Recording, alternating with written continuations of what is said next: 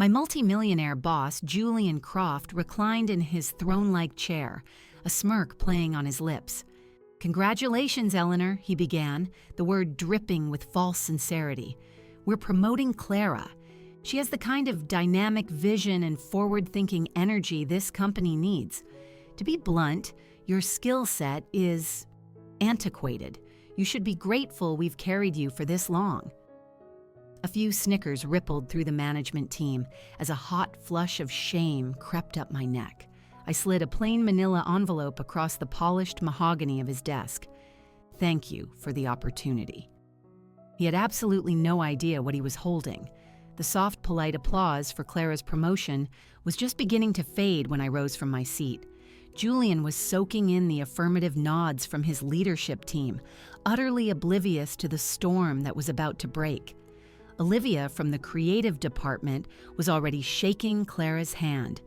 Daniel, from logistics, was deep in a discussion about the transition, and I was retrieving an envelope from my briefcase that held the power to detonate the career of every single person in that room who had just witnessed my degradation with a smug smile. 16 years of being the good soldier was about to end in a blaze of glory. Before we get to the fallout, I want to say thank you for being here and listening to stories about fighting back against workplace injustice. If you believe that hard work and dedication should be rewarded, not exploited, please think about subscribing. It helps us empower more people who are facing battles just like this one. Now let's watch the empire fall. But to really understand, we have to go back. Not to today, not even to last week when Julian called this meeting.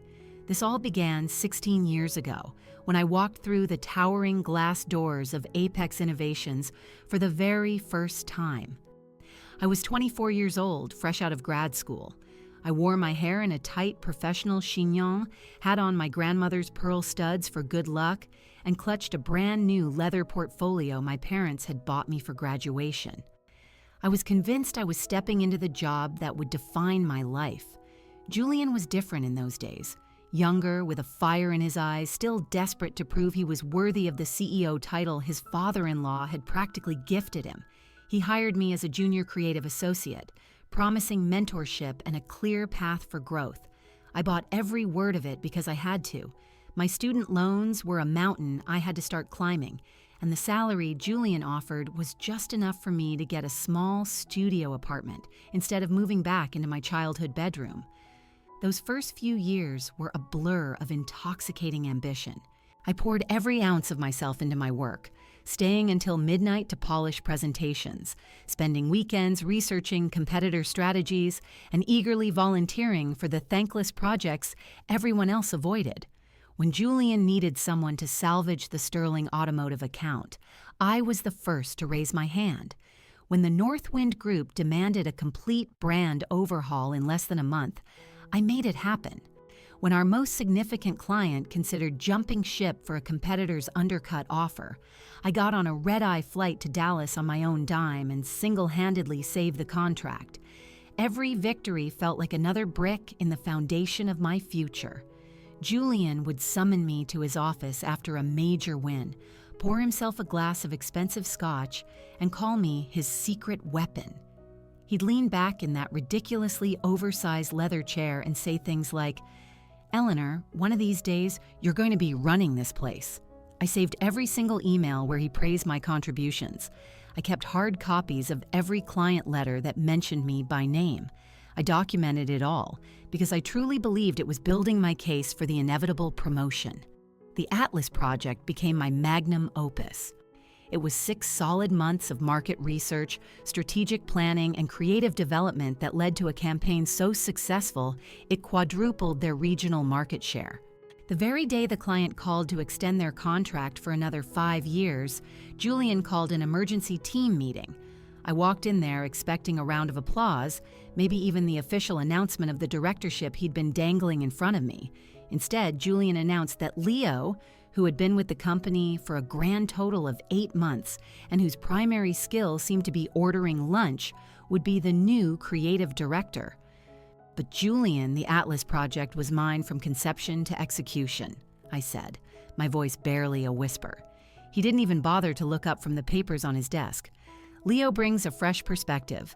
Sometimes, Eleanor, we can get too attached to our own work. Besides, you're so effective in your current role. Why mess with a good thing? That was the first time it truly hit me. Julian's praise wasn't a promise, it was a cage. Being indispensable meant being unmovable. Being reliable meant being overlooked. And being loyal meant being completely expendable the moment someone new and shiny caught his eye. Leo lasted 2 years before he was promoted to a regional VP role. Grace took his place, and she lasted about 18 months before moving up to a vice presidency. Then it was Ben, and after him, Ethan. Each one of them used my back as a stepping stone to reach a career height I was apparently good enough to build for others, but never to achieve for myself. My marriage to Mark began to fray around year 9. He'd get home from work and find me still at the dining room table at 1 a.m., surrounded by project printouts and empty coffee mugs, trying to solve Julian's latest self-inflicted crisis. "You love that company more than you love me," Mark said one night, and I didn't have the energy to argue because deep down it felt true. Work was the place where I thought my efforts mattered, where I had a sense of purpose. Home had become just another place where I felt I was failing. The divorce was finalized 4 years ago. On a dreary Tuesday morning, I signed the papers in a lawyer's office that reeked of stale coffee and regret, and then I went directly to the office. Because Julian needed the quarterly financial projections revised, I sobbed in my car during my lunch break, then spent the entire afternoon in a budget meeting with Julian. He was aware of the divorce because I'd had to request time off for the court appearances, but he never once asked me how I was coping.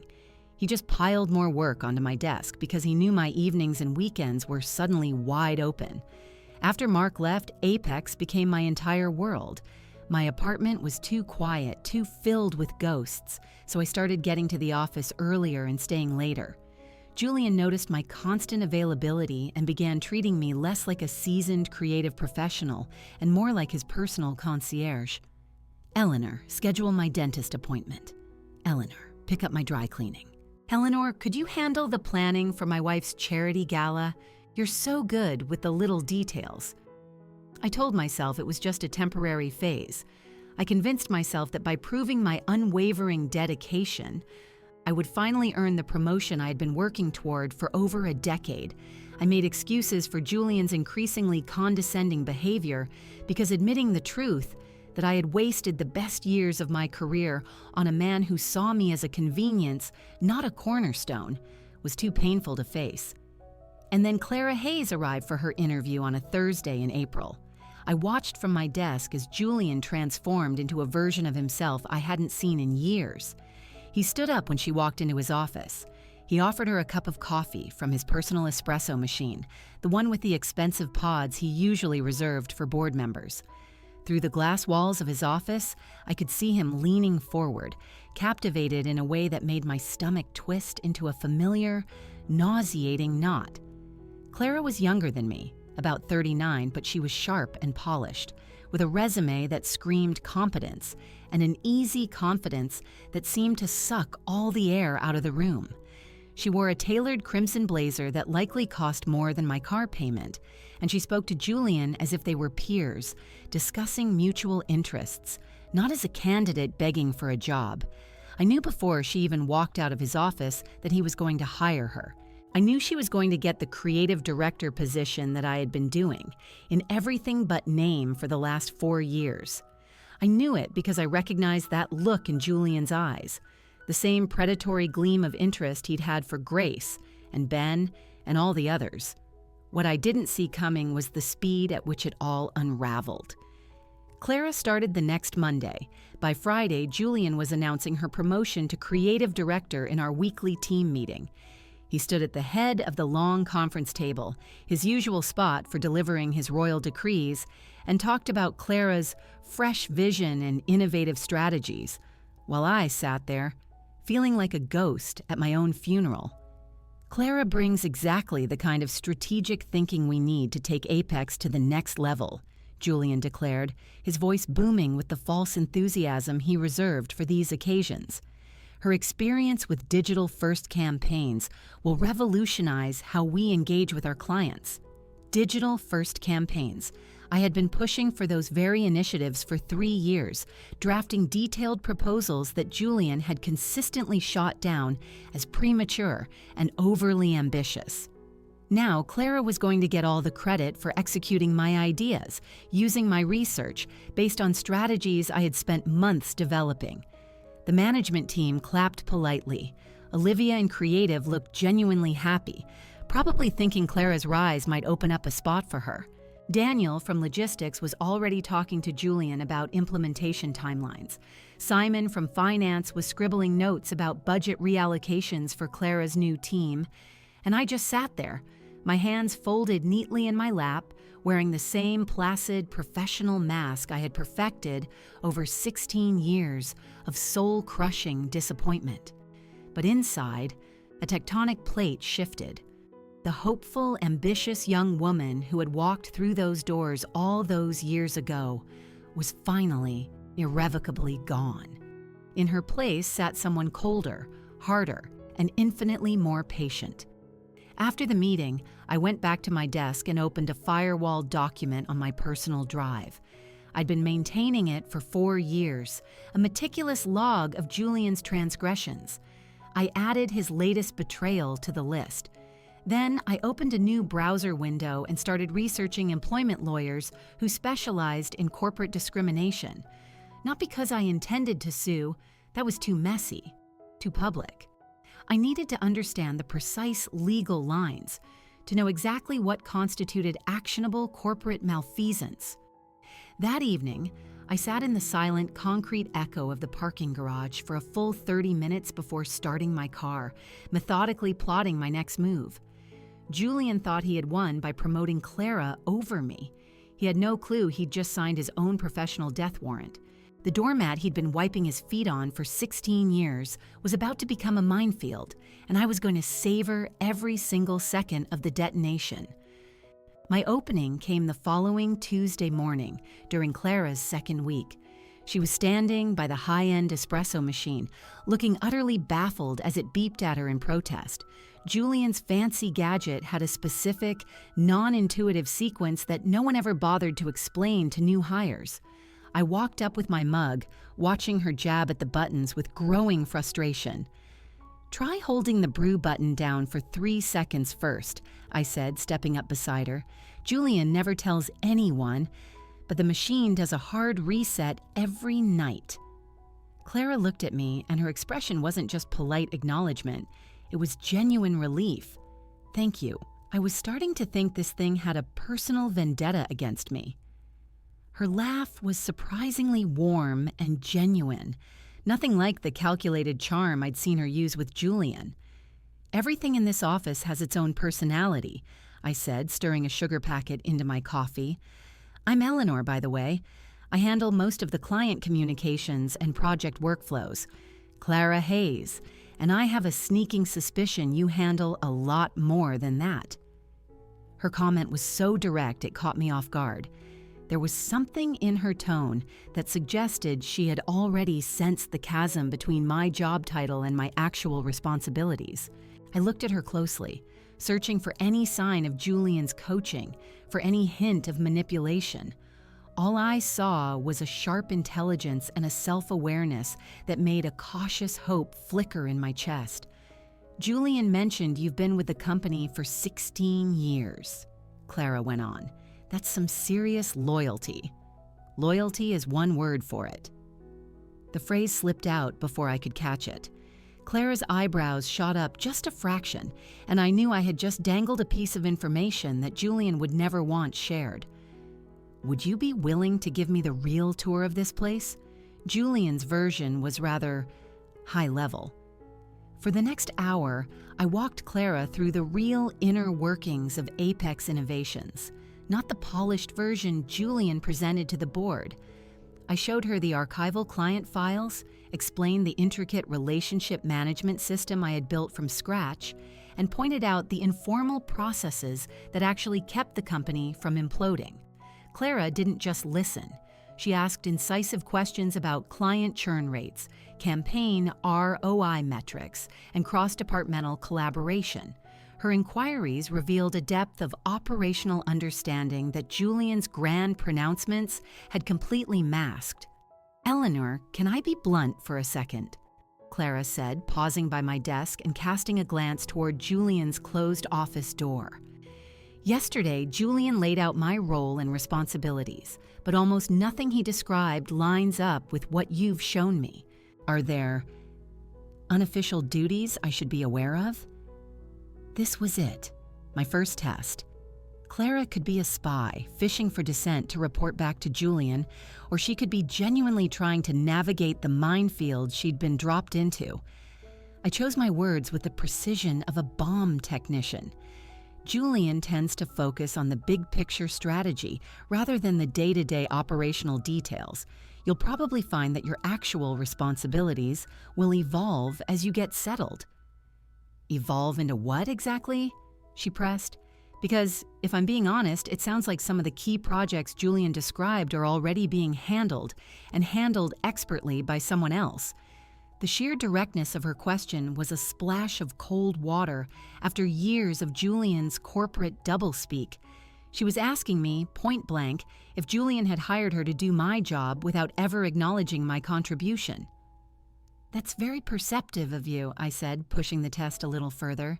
"Julian is a big believer in bringing fresh perspectives to established workflows." Clara set her coffee mug down on my desk and looked me straight in the eye. "Eleanor, I've been in this business for over a decade. I know when someone is being diplomatic about a toxic situation. Are you telling me that Julian hired me to take over work you're already doing?" Her candor was a breath of fresh air. In that moment, I made a choice that would either be the end of my career or the beginning of my retribution. Over the next few days, I conducted a series of subtle tests on Clara's character. On Wednesday, I casually mentioned Julian's habit of showing up late to important client calls, then watched to see if she'd use that information to her advantage. She didn't. On Thursday, I confided my concerns about the Sterling Automotive account's budget issues, wondering if she'd run to Julian with this insider knowledge to make herself look good. Instead, she asked thoughtful, strategic questions about how we could proactively address their financial worries. Friday was the real crucible. Julian called a last-minute meeting about the Northwind proposal, asking for fresh eyes on the strategy.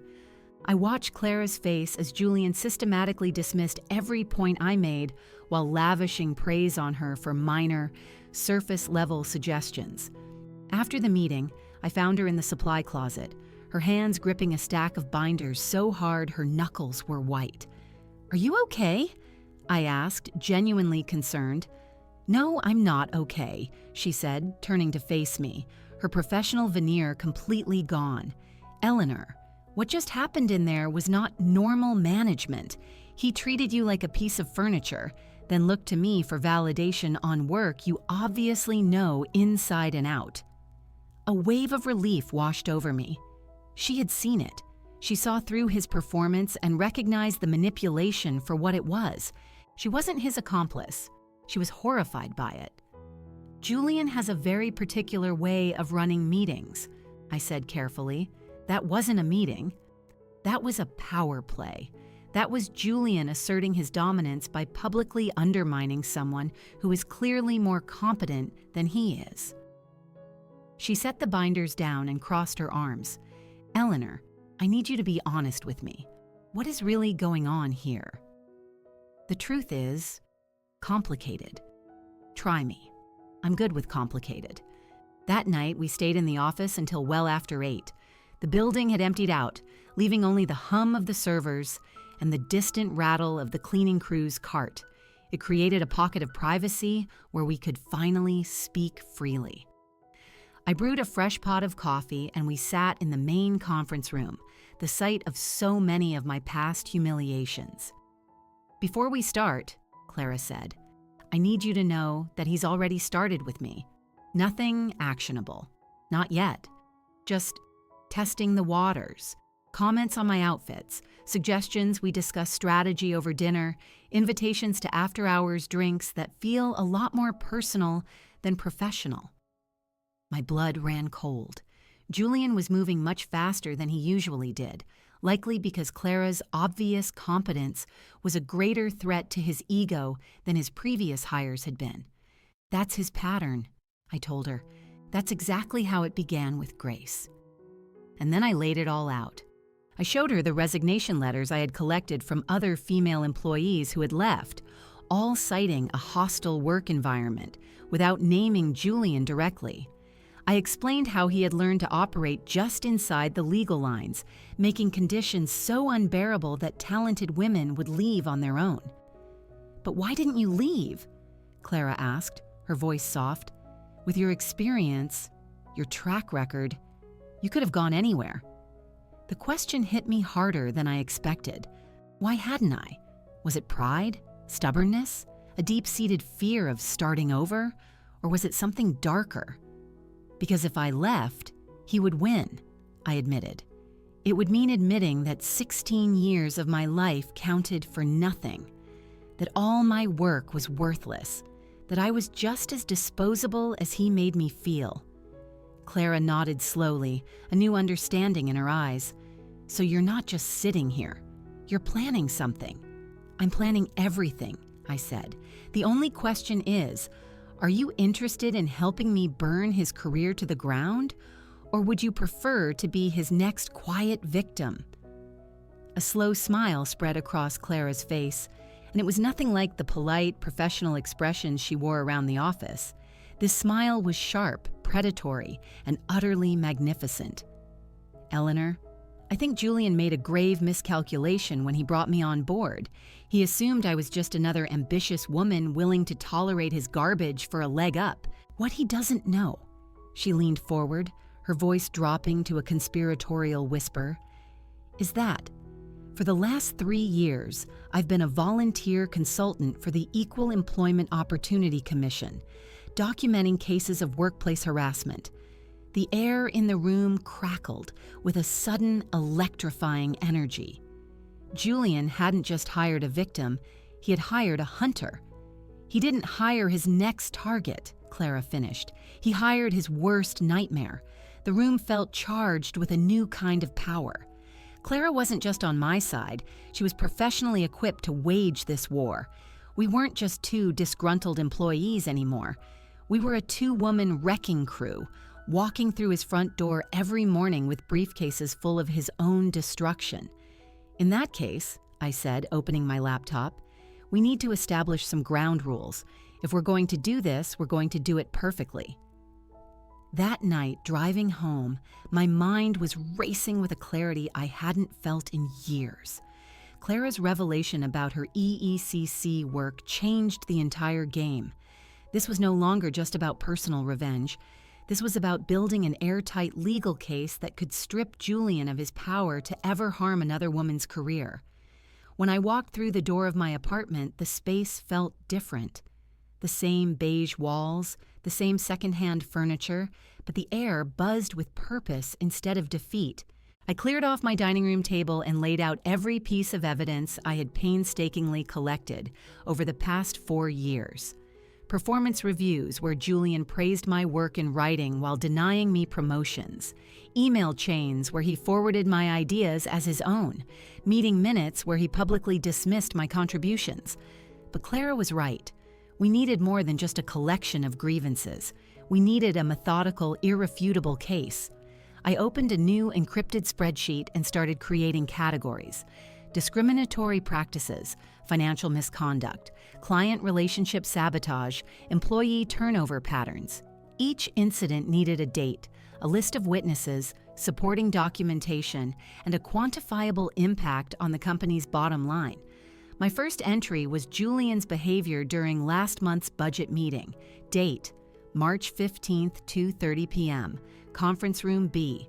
Incident, Julian interrupted my presentation of financial projections 7 times, each interruption designed to make me appear unprepared and flustered. Witnesses: Olivia, creative; Simon, finance; Daniel, logistics. supporting evidence. My original presentation deck saved with a timestamp, an email from the client praising my financial strategy, and the meeting minutes that conveniently omitted his interruptions. By 2 a.m., I had over 50 entries spanning 4 years. Each line item represented a moment where Julian had chosen petty cruelty over professionalism, ego over competence. Seeing the pattern laid out so clinically was both deeply validating and utterly enraging. This wasn't just a moody boss, this was calculated psychological abuse designed to keep me subordinate. The next morning, I went to an electronics store and bought a high-fidelity digital voice recorder, no bigger than a tube of chapstick. Our state had one-party consent laws, which meant I could legally record any conversation I was a part of without Julian's knowledge. The device came with software that would timestamp the recordings and convert them to searchable text files, creating a perfect transcript of his verbal transgressions. Learning to use the recorder became my new obsession. I practiced activating it with a smooth single motion while reaching for a pen. I learned how to position it on a table for optimal audio clarity. I memorized the button sequences for starting and stopping a recording without ever looking down. Within a week, it felt like a natural part of my daily routine. My very first recording captured Julian berating Olivia over the timeline for the Morrison account. I shouldn't have to explain basic project management to someone at your level. His voice came through crystal clear on the playback. Maybe some people just aren't wired to handle pressure. Olivia's quiet, apologetic response, taking the blame for a deadline Julian himself had made impossible, made my chest tighten with a familiar rage. But documentation was only half the strategy. I needed access to Julian's personnel files, his expense reports, the board meeting minutes he always kept locked away. My access came from 16 years of being his unofficial problem solver, the one he trusted with tasks he deemed beneath him. Late one Thursday evening, I stayed behind long after the cleaning crews had gone. Julian's office was secured by a key card I wasn't technically supposed to have, but he'd given me a copy years ago for emergencies. I slipped inside and began a quiet, methodical search. The personnel files were a goldmine. Julian consistently offered female new hires starting salaries that were 10 to 15% lower than their male counterparts with the same qualifications. Women in his departments received smaller annual raises, fewer performance bonuses, and were subjected to longer probationary periods. The pattern was undeniable and systematic, but the financial records revealed his most explosive secret. For over 3 years, he had been billing personal luxuries to the company. His wife's spa days were disguised as executive wellness programs. His son's private high school tuition was listed under educational partnership initiatives. His weekend golf trips with his brother-in-law were coded as off-site strategic planning, costing the company thousands each month. The most damning discovery was a consulting agreement with a shell company called Croft Advisory Group, owned by his brother, Frank.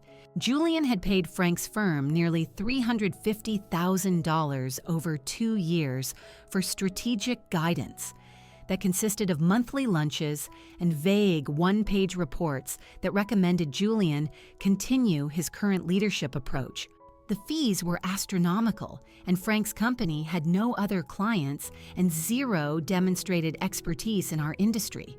I photographed everything with my phone: invoices, bank statements, forged board authorizations, and emails between Julian and Frank discussing how to make their fraudulent arrangement look legitimate. Julian wasn't just a misogynistic bully, he was an embezzler, stealing from the company while cutting department budgets and denying his employees raises. Clara proved to be an invaluable asset for gathering intelligence I could never access. During her 3rd week, Julian invited her to a strategy session that was really a fishing expedition for her personal boundaries. Clara wore the wire I'd given her, capturing a stream of increasingly inappropriate comments about her clothing and not so subtle hints that her career trajectory depended on their personal chemistry. He actually told me that the promotion track for women at Apex requires a different set of skills than it does for men. Clara reported during our debriefing session in my car that night. We had started meeting in the desolate top floor of the parking garage after work. He suggested that successful women understand how to make powerful men feel comfortable, then asked if I knew what he meant. "What did you say?" I told him I believed in earning my advancement through exceptional performance. He laughed and told me that was a sweet but naive point of view. Then he put his hand on my shoulder and said, "Some women just need a little guidance in understanding how the real world works." Each recording Clara brought me added another layer to our case. He tested boundaries slowly, escalating his behavior while always maintaining a sliver of plausible deniability. Professional compliments started to include unnecessary physical contact. Suggestions about after-work meetings became more insistent. He was grooming Clara just as he had groomed countless others before her. But Clara's most critical intelligence came from Julian's private phone calls. The walls of his office were surprisingly thin, and Clara's desk was situated right next to it. She began to overhear his conversations with board members, where he consistently blamed declining profits on employee incompetence, all while taking sole credit for any success. He told the board chairman, Arthur Sterling, that our client retention issues were because of an inadequate support staff, not his own failed relationship management. He told Sterling that I require constant supervision because women can struggle with independent decision-making, Clara whispered, her eyes flashing with fury during one of our parking garage meetings. He framed my promotion as a diversity experiment that might not pan out. These overheard conversations, which Clara meticulously documented, revealed Julian's true, unfiltered opinions about his female employees, opinions that directly contradicted his public statements about workplace equality. By the end of the month, we had an arsenal. Recorded conversations proving deliberate discrimination, financial records showing systematic embezzlement, personnel files demonstrating illegal hiring and pay practices, client correspondence revealing how Julian's arrogance had damaged key business relationships. But the final piece of the puzzle fell into place when Clara overheard Julian on the phone with his brother, Frank. He was outlining his plan to fire me just before my 16-year anniversary, a move designed to cheat me out of my accumulated vacation pay and vested retirement contributions. He was talking about manufacturing a series of performance issues that would justify immediate termination for cause, with no severance. "He's going to get rid of you anyway," Clara said, sliding the recorder across my kitchen table that night. "He told Frank that keeping you around makes him look weak, like he can't manage his own people. He wants you gone before you become a liability." Hearing Julian casually plotting to erase my career and steal the benefits I had spent 16 years earning solidified my resolve into something unbreakable. That night, I compiled everything into a single comprehensive presentation: financial theft, systematic discrimination, client sabotage, employee harassment, illegal termination planning. Each section was supported by time-stamped evidence, witness lists, recorded audio, and documented business impact. The envelope I had prepared wasn't just a resignation letter. It was Julian's professional obituary, written in his own words and signed with irrefutable proof. Julian thought he was playing chess, moving his pieces around the board with impunity. He had no idea I had been learning an entirely different game, one where the pawns take the king. Teaching Clara how to manipulate Julian without losing herself in the process was the most delicate part of our operation. We met at a small cafe several blocks from the office, a neutral ground where we were unlikely to be seen. Clara nervously stirred her cappuccino, still reeling from the sheer volume of evidence we had amassed. "You have to understand Julian's psychology," I began, sliding a small notebook across the table. "He runs on two things: validation and control. If you feed his ego, he'll tell you secrets he should never share. If you challenge his authority, he'll try to destroy you." Clara opened the notebook to pages filled with my handwritten behavioral notes, a 16-year study of a predator. "He needs to feel like the smartest person in the room," she read aloud. "He craves credit for ideas that aren't his. He gets defensive when asked for details because he rarely understands them. Tomorrow, I instructed, go into his office and ask for his opinion on the Northwind Group's quarterly numbers. Tell him you value his strategic insight. He'll spend 20 minutes lecturing you on basic marketing principles you already know, but in the process, he'll also let slip confidential client information he has no business sharing. Won't he suspect I'm playing him? Julian's greatest blind spot is his own superiority complex. He believes that women are naturally deferential to male authority. Your questions won't register as a strategy. They'll register as appropriate respect. The next day, Clara played her part to perfection. She knocked on Julian's open door around 10 a.m. male, holding a notepad and wearing an expression of earnest confusion. Through his glass office walls, I watched Julian's posture shift from bored annoyance to preening self-importance as Clara asked for his guidance. 25 minutes later, she emerged with 3 pages of notes and a complete download of Julian's assessment of our entire client portfolio, including confidential details about contract renewal negotiations, budget vulnerabilities, and competitive threats. He had just handed her strategic information that should have required board-level clearance to access. He actually told me which clients he thinks are at risk of leaving and why, Clara whispered to me during our coffee break. He said the Northwind Group feels our pricing is outdated, but he's not going to adjust it because he thinks they're bluffing about finding another agency. Julian's arrogance was our greatest asset. His desperate need to appear all-knowing consistently overrode his business sense, creating a steady stream of opportunities for Clara to extract incriminating information. Over the next few weeks, Clara honed her performance into an art form. She learned to laugh at his terrible jokes, to nod appreciatively during his self-aggrandizing monologues, and to ask just the right questions to make him feel like a genius. Her acting was so convincing because it was fueled by a purpose far greater than simple manipulation. Every conversation she had with Julian was another brick in the wall of our case against him. But timing the final reveal was everything. The quarterly board meeting was scheduled in 6 weeks, which gave us just enough time to gather a comprehensive, undeniable body of evidence while ensuring Julian felt completely secure in his power before we pulled the rug out from under him. Clara and I spent hours studying the backgrounds of each board member, identifying their individual pressure points and motivations. Arthur Sterling, the chairman, was a numbers man who cared about profit and legal exposure above all else. Isabella Rossi was a former HR executive who was passionate about company culture and employee morale. Kenji Tanaka's primary concern was market position and client retention. And Dr. Evelyn Reed, a retired academic, was the board's ethical compass.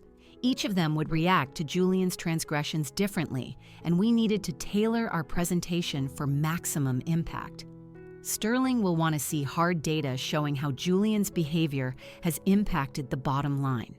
I explained to Clara during one of our late-night planning sessions. Rossi will need employee testimony and clear documentation of a hostile work environment. Tanaka needs to see proof that Julian is actively damaging client relationships. And Dr. Reed. Dr. Reed founded the Apex Community Scholarship, Clara chimed in, having done her homework. She believes that corporate success comes with social responsibility.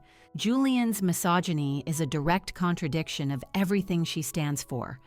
We created separate evidence packets designed to speak directly to each board member's priorities. Financial forensics for Sterling, anonymized employee survey data for Rossi, a portfolio of client complaints for Tanaka, and for Dr. Reed, a detailed analysis of how Julian's discriminatory practices damaged the company's community standing. Clara's role required a level of sustained performance that would have broken most people. She had to endure Julian's escalating advances while secretly recording them, graciously accept credit for my work while meticulously documenting the intellectual theft, and maintain her professional composure while actively plotting his downfall. Some mornings I wake up and I just want to walk into his office and tell him exactly what a pathetic excuse for a leader he is, she confessed during a particularly trying week. What stops you?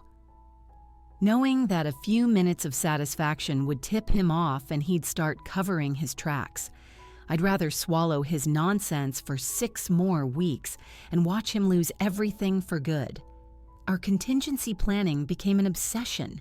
We role-played every possible defense Julian might mount: denial, character assassination, claims of a conspiracy, threats of retaliation. For each potential scenario, we prepared a counter-move, a piece of irrefutable evidence that would neutralize his argument before it could gain traction. The most critical piece of the plan was protecting ourselves from immediate termination. We knew Julian's first move upon being exposed would be to fire us both before we could get to the board. Clara's solution was brilliant. We would orchestrate our reveal to happen during a meeting Julian couldn't control. He always schedules his big promotion announcements to maximize his own glory, Clara observed. He wants the management team focused on his great leadership, not distracted by HR issues. If we time it right, he won't be able to shut us down without looking guilty as sin. 3 weeks before the board meeting, we entered our final phase. Clara continued to be Julian's star protege, gathering his self-incriminating statements, while I polished our evidence into a weapon of surgical precision. The envelope in my briefcase now contained a 15-page summary that would end Julian Croft's career. It included board member contact information, legal precedents, transcribed recordings, financial analyses, and a detailed timeline of 4 years of systematic abuse. Julian's destruction was complete. He just didn't know it yet. In the conference room, as Julian announced her promotion, Clara and I exchanged a brief, imperceptible glance. We didn't smile. We didn't need to. The man who saw us as his perfect victims was about to learn that we were his perfect executioners. The morning of the confrontation arrived with a cold, gray drizzle that matched the steel in my veins. Inside my briefcase, the manila envelope felt like a lead weight. It held 15 pages of Julian's professional ruin, a meticulously organized case that would end his career in a matter of hours. 3 years of discriminatory hiring, financial fraud, client sabotage, and systematic harassment, all documented with timestamps, audio recordings, and irrefutable evidence. I had spent the night before reviewing every single document, every file, ensuring our case was absolutely impenetrable. The envelope itself was a piece of symbolic perfection. Heavy cream-colored linen paper, Julian's preferred stationery for board communications, sealed with the embossed Apex Innovations logo sticker he insisted on using. He would recognize the formal presentation, the mark of his own authority, never suspecting that the contents would annihilate everything he had built. Clara arrived at the office looking immaculate, her crimson dress a bold slash of color against the dreary morning. Her professional smile gave no hint of the bombshell she was about to detonate. We had rehearsed this morning countless times, but seeing her in character, ready for the final act, still felt surreal. Julian had called his special meeting for 10 a.m. meeting, gathering the management team in the main conference room for what he believed would be a celebration of his own brilliant decision-making. Olivia from Creative brought a congratulations card. Simon from Finance had a folder ready for budget allocation discussions. Everyone came expecting business as usual. I walked into the room carrying my briefcase, my face set in an expression of quiet, professional defeat. Julian beamed at his team, basking in the anticipated praise for his leadership. He gestured for Clara to take the seat of honor next to him at the head of the table. "Thank you all for joining me on such short notice," Julian began, his voice radiating the false warmth he used for these occasions. "Today marks a new and exciting chapter for Apex. Clara's promotion to creative director represents our unwavering commitment to innovation and strategic excellence." The team applauded politely. I kept my hands folded in my lap, my eyes downcast, counting the seconds until Julian would hang himself with his own words.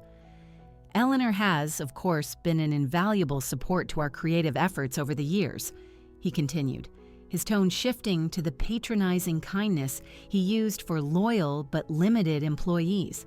"However, The future of Apex requires a level of dynamic, forward-thinking strategy that, frankly, Eleanor's skill set is not equipped to provide. Olivia shifted uncomfortably. Simon's smile faltered. Daniel stopped taking notes and looked up at Julian with a flicker of disapproval. Even Julian's sycophants could sense the cruelty in his public dismissal. But Julian was just warming up. His confidence swelled with each condescending remark. "Frankly, I've been overly generous in keeping Eleanor in her current role for this long," he declared, leaning back with a look of smug satisfaction. "She simply lacks the vision required for true strategic leadership. Clara represents the future, the kind of professional we need to stay ahead of the curve." Those words should have broken me. 4 years ago, they would have. But today, I just felt Julian tightening the noose around his own neck. He was creating the perfect context for our revelation, painting himself as the heartless tyrant whose downfall would feel like justice. I reached into my briefcase and drew out the envelope. My hands were perfectly steady. Julian noticed the movement but continued his monologue, likely assuming I was preparing my resignation or transition notes for Clara. "Eleanor's work has been adequate for maintaining the status quo," he said, his voice dripping with disdain. "But adequacy is no longer sufficient. We need excellence. We need innovation." I stood up slowly, maintaining my defeated posture as I approached his end of the table. The team watched, their curiosity piqued.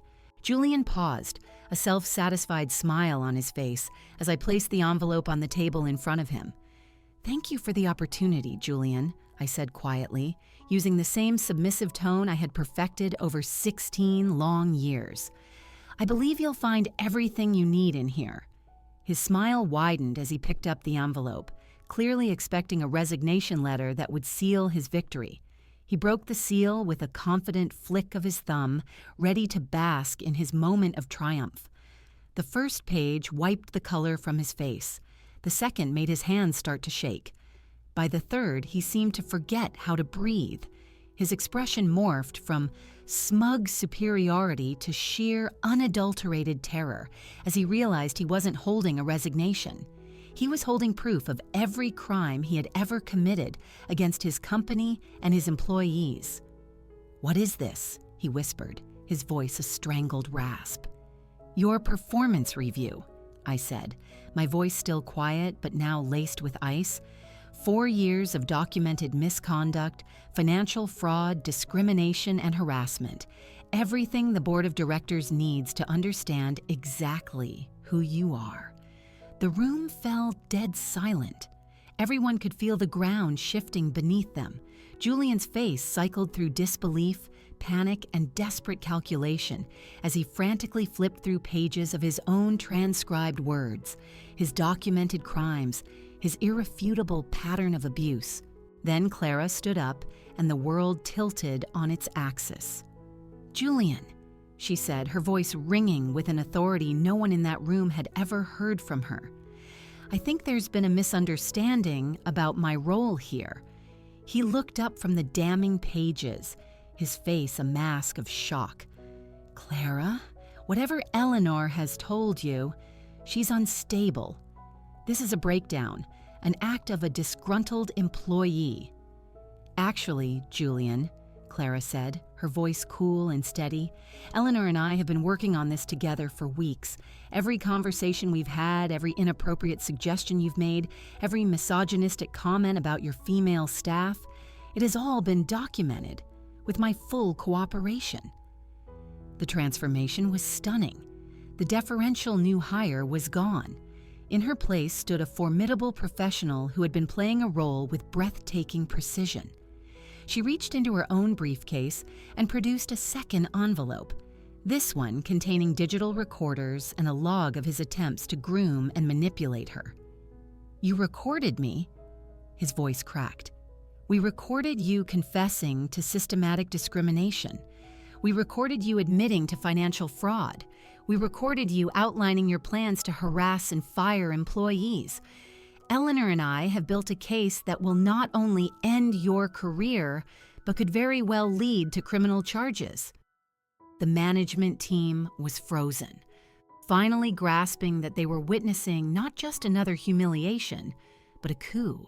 Olivia's hand was clamped over her mouth. Simon stared blankly at his notepad. Daniel leaned back in his chair, his expression slowly shifting from confusion to something that looked a lot like grim satisfaction. Julian's phone buzzed on the table. Then it buzzed again. Within a minute, it was a cascade of notifications, calls and texts from board members who had just received their own advance copies of our evidence package. We had timed it perfectly. They were reviewing his crimes while he sat trapped in a room full of witnesses. "The board is requesting an emergency meeting," Julian stammered, his voice hollow as he read the devastating messages. "They want to discuss personnel matters."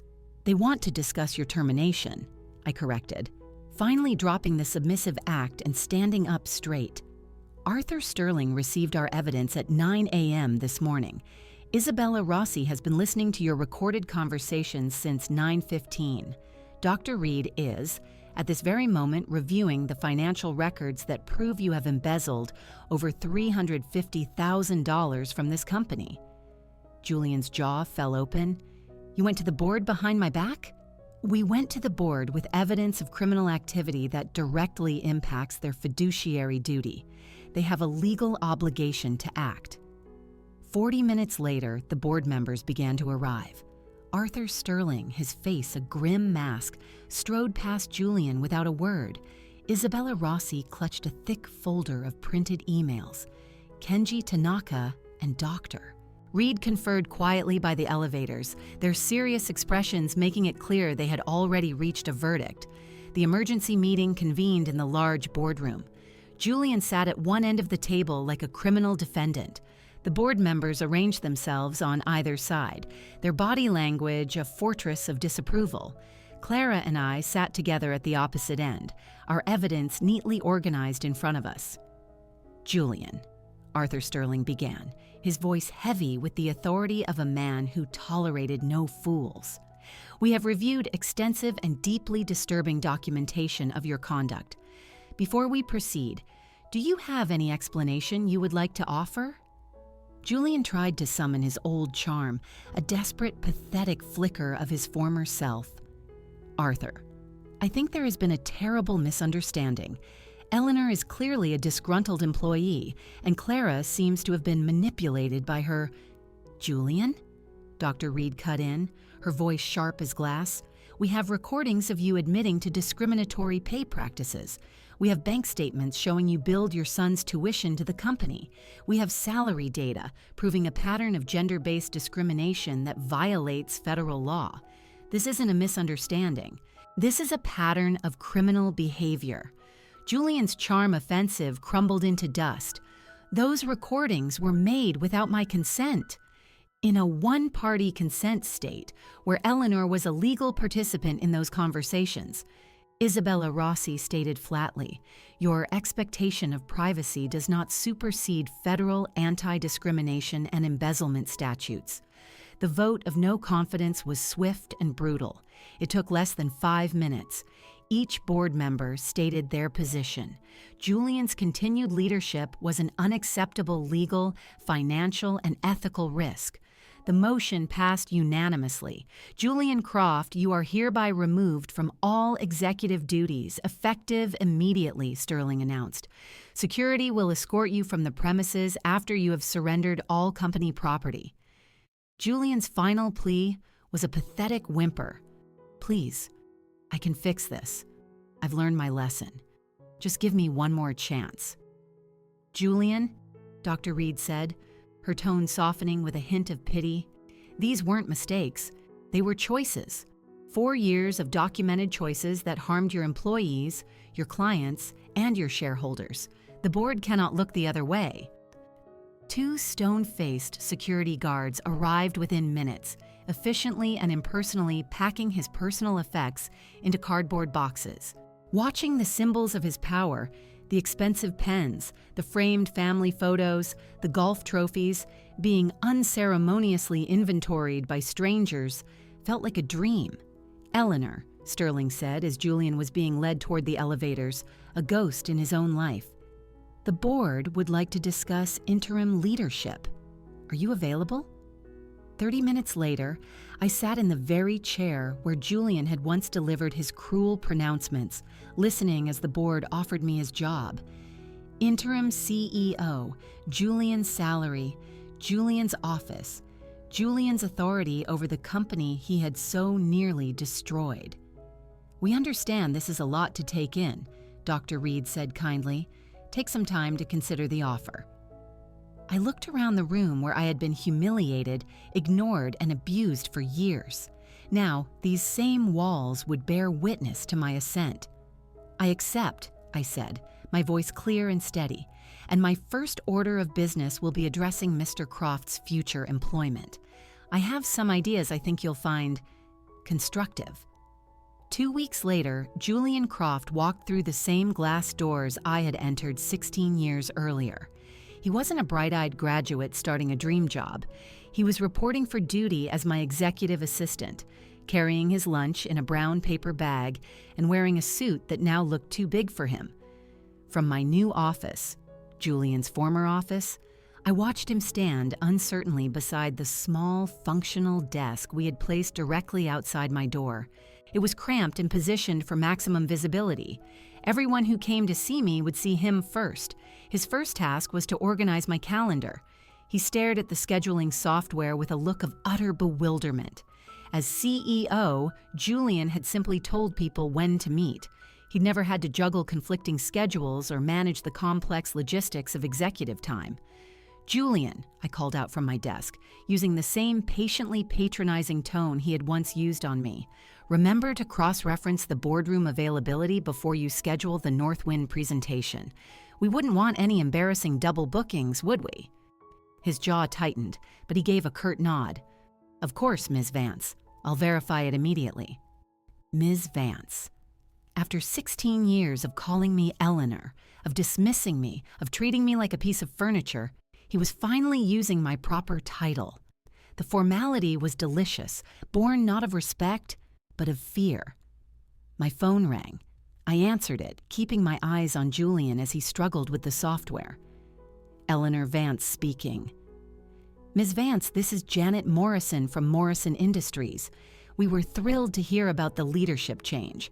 To be frank, Julian Croft was becoming impossible to work with, and we were actively considering taking our business elsewhere. Your reputation precedes you, and we're excited to continue our partnership." Julian's head snapped up. His face went pale as he realized that clients were celebrating his departure. After the call, I walked over to his desk and handed him a thick stack of expense reports. "These need to be filed alphabetically by vendor, then arranged chronologically. And double-check the math. I want them accurate to the cent." He looked at the papers like they were written in a foreign language. Detail work had never been his forte. "Ms. Vance," he stammered, "I'm having a bit of trouble with the categorization system. Could you provide some guidance?" He'd never learned to do the work, only to delegate it. I pulled up a chair. "Now, Julian, I know this can seem complicated, so try to keep up. Vendor names are sorted alphabetically. A comes before B, B comes before C. Can you handle that, or should I write out the alphabet for you?" His cheeks burned with a familiar shame, but he just nodded and began sorting the papers. Watching him struggle with basic administrative tasks was more satisfying than any screaming match could ever have been. At 3 p.m., Olivia arrived for our marketing strategy meeting. She walked right past Julian's desk without a glance. "Olivia, come in," I said. "Julian, bring a notepad. You'll be taking minutes." The shock on his face was palpable. In the meeting, Olivia, free from Julian's oppressive judgment, blossomed. She presented brilliant digital strategies, the very same ideas Julian had once dismissed as risky. "These are fantastic, Olivia," I said. "Why haven't we done this before?" Olivia shot a nervous look at Julian, who was furiously scribbling notes, his face a deep shade of crimson. Previous management felt the approaches were premature. Previous management was wrong. Let's get these into development next week. Julian's pen stopped moving. He had just been forced to document his own incompetence. At 5 p.m., his former colleagues started leaving for the day, calling out cheerful goodbyes to me while ignoring him completely. "Julian," I said as the office emptied, "I need you here at 7 a.m. tomorrow. We have calls with the West Coast team, and I'll need coffee and meeting materials ready." He had rarely shown up before 9 a.m. Now he was the support staff. 7 a.m., Ms. Vance, I'll be here. As I watched him walk toward the elevator at the end of his first day, he looked smaller, defeated. "Oh, and Julian," I called out as the doors opened. "Tomorrow we'll be discussing your performance goals. I think you'll find my management style very educational."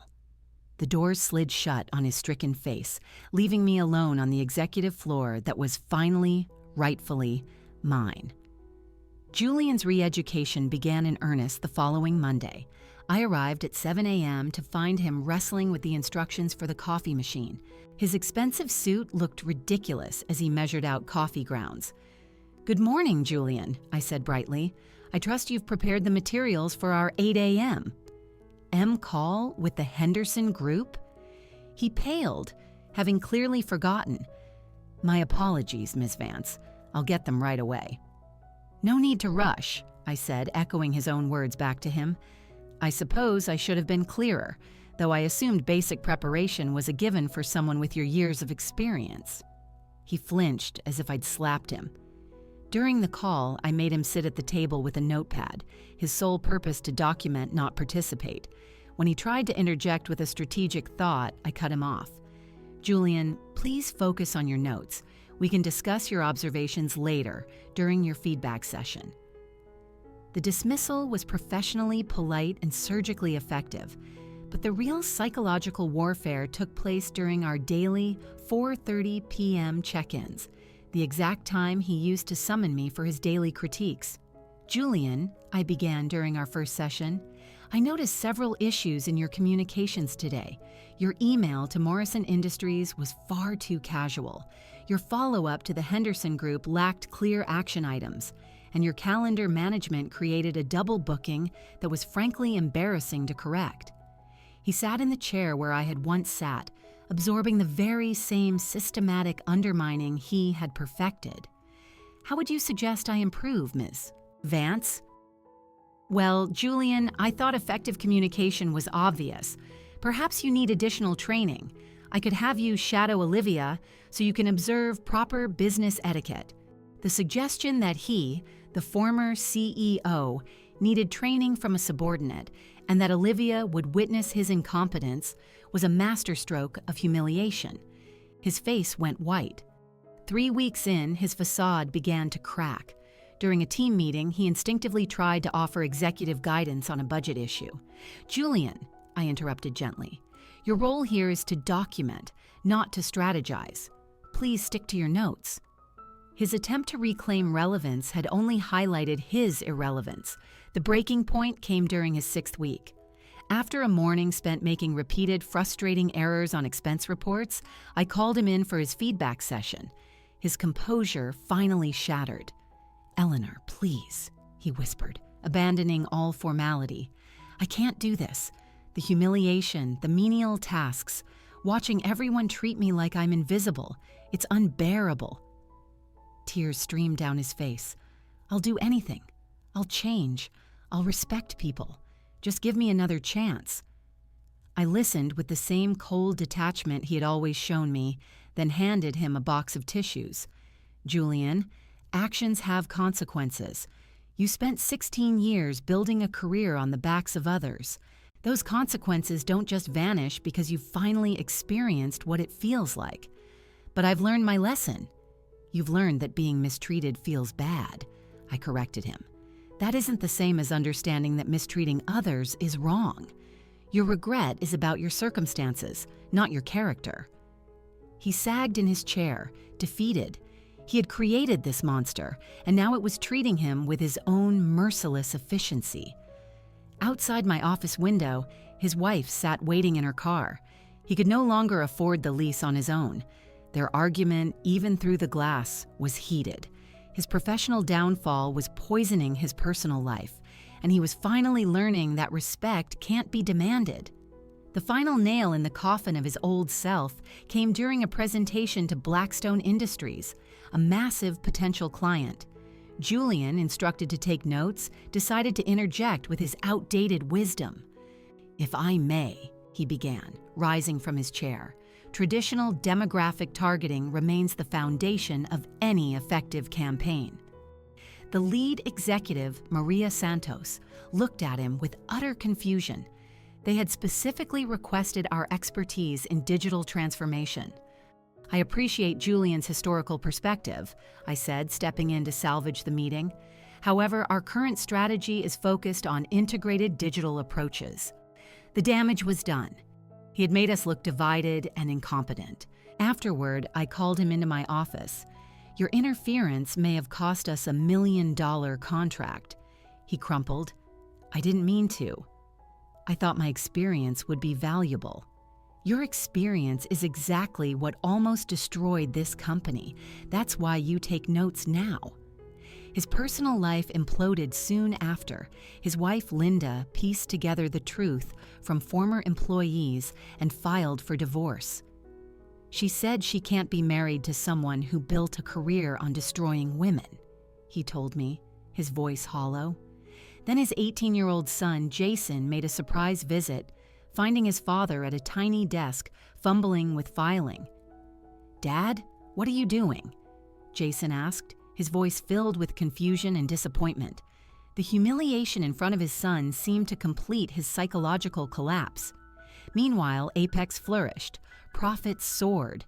Employee satisfaction hit an all-time high. The board offered me the permanent CEO position, which I accepted. My first act was to have Julian sign a 5-year employment contract as my assistant. He had no other options. His reputation was ruined, his relationships in tatters. He was bound to my service.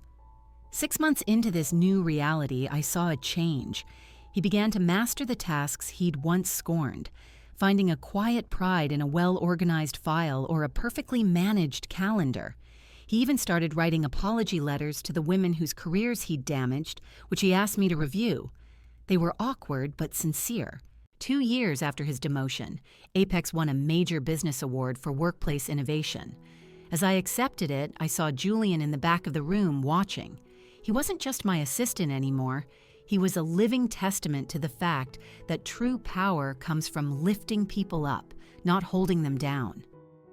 That evening, as he cleaned up after the celebration reception, Clara, now our VP of marketing, stopped by my office. "Do you ever feel guilty?" she asked, watching Julian empty a trash can. "I feel grateful," I said. "Grateful that we proved that you don't have to accept abuse as the cost of doing business. And grateful that sometimes, with enough patience and planning, you can achieve perfect justice." 3 years after his fall, I called Julian into my office for his final performance review. He was no longer a broken man, but someone who had rebuilt himself from the ashes. I placed a new contract on the desk. It offered him a position as a senior consultant with a salary and responsibilities that reflected his newfound competence. "You're setting me free?" he asked, his voice full of wonder. "I'm offering you a chance to prove that consequences can create wisdom," I said. He signed the contract not as a defeated man, but as someone who understood. "Thank you, Eleanor," he said, "for teaching me what it means to serve others instead of using them." 6 months later, I stood before a conference of female business leaders, telling my story. Julian was in the audience, taking notes, not because he was told to, but because he wanted to learn. After my speech, he approached me. "Thank you," he said, his voice steady, "for teaching me that strength isn't about control, it's about empowerment." Looking at him, I realized my revenge had achieved something more profound than his destruction. It had forged his redemption. The weak victim he had created had become strong enough to transform her tormentor, proving that intelligence and patience will always triumph over arrogance and cruelty. The best revenge wasn't destroying his life. It was refusing to let him destroy mine. End of story.